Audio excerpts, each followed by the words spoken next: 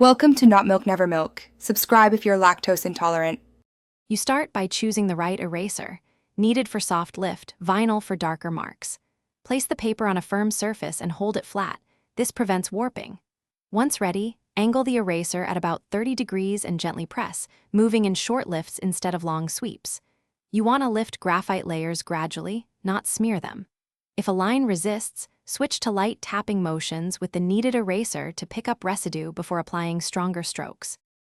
Once the basic lift is done, move to targeted removal for stubborn areas. Use an eraser pencil or electric eraser to focus on thin lines and edges. These tools give control without disturbing surrounding graphite.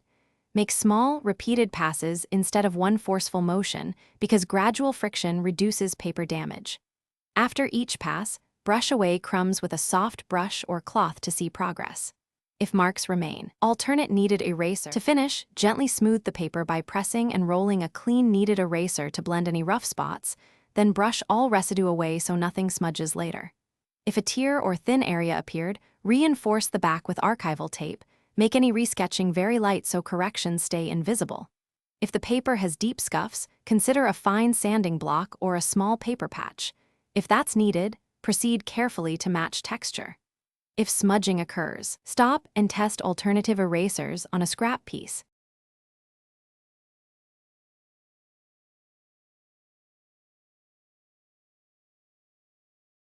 Thanks for watching. If this was helpful, leave a like and consider subscribing. See you next time.